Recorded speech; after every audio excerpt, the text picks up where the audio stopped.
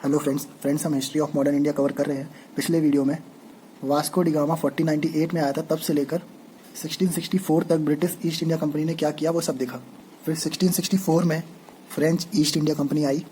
इस कंपनी का original name था the Compagnie Francaise de Indes orientals.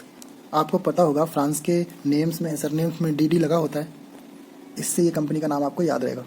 France का सबसे बड़ा सम्मान लीजन डी ऑनर है, वो 2019 में एएस किरण कुमार को मिला। इसरो के साइंटिस्ट है एएस किरण कुमार, तो डी आता रहता है। यहाँ हम फ्रेंड्स पिछले वीडियो में ब्रिटिश ईस्ट इंडिया कंपनी किया था, उसकी कंपनी का ओरिजिनल नेम नहीं लिखा था, वो लिख लेते हैं। यहाँ governors and company of merchants of London trading into east Indies.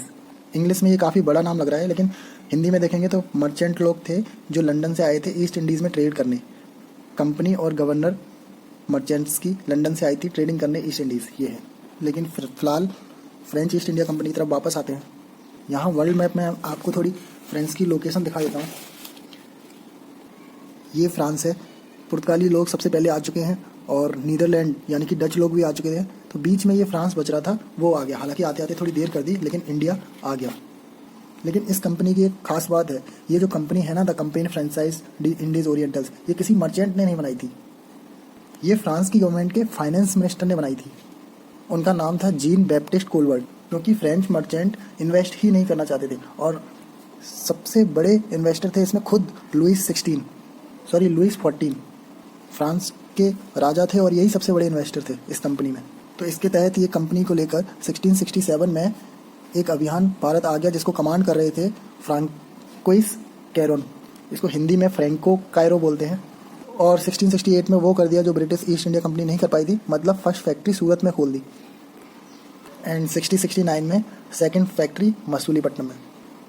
लेकिन हम तो फ्रांस को हमेशा पुडुचेरी की वजह से जानते हैं, क्योंकि पौंडीचेरी में उन्होंने राज किया था।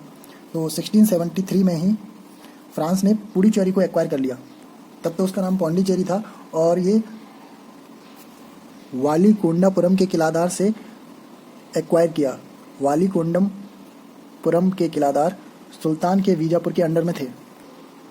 तो फिर इस पौंडीचेरी को फ्रांस ने यानी फ्रेंच ईस्ट इंडिया कंपनी ने अपना एक एडमिनिस्ट्रेशन बना लिया और पहले गवर्नर नियुक्त किए फ्रांकोइस मार्टिन। आपको ये बात ध्यान रखना ही पड़ेगा कि 1667 में जो कंपनी लेके आए थे वो थे फ्रांकोइस कैरो, एंड पुडुचेरी के जो फर्स्ट गवर्नर बन रहे हैं वो हैं फ्रांकोइस मार्टिन।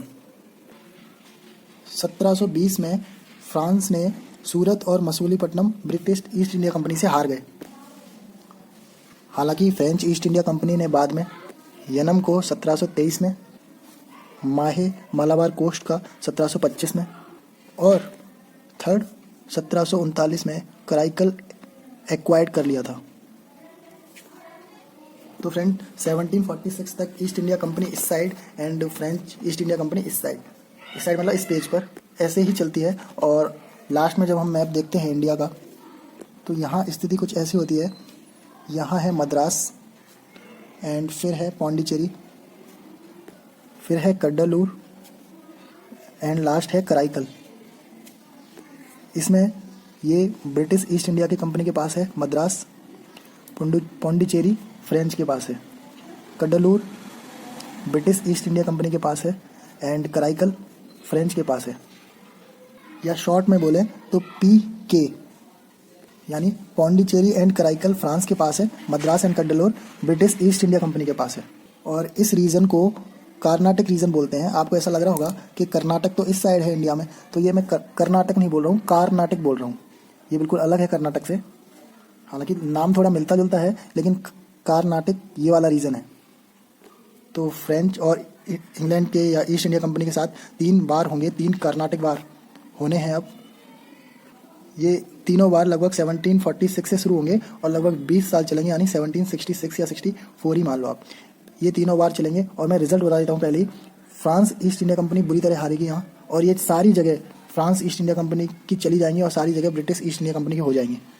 फिर ये तीनों कर्नाटक बार होने के बाद, यानी ब्रिटिश ईस्ट इंडिया कंपनी का यहाँ कब्जा अच्छे से होने के बाद, नेक्स्ट होगा बंगाल पर अधिपत्य, और उसके बाद होगा मद्रास पर अधिपत्य, और ये होते होते 1800 आ जाएगा। तो हमें 3 बहुत इंपॉर्टेंट चीज़ देखनी है। 3 कर्नाटक वार देखेंगे, उसके बाद बंगाल पर आधिपत्य देखेंगे, और फिर एंग्लो मैसूर वार होंगे। 4 वो देखने हैं। तो नेक्स्ट वीडियो में तीनों कर्नाटिक बार ईजी तरीके से कंप्लीट कर लेंगे। Thank you.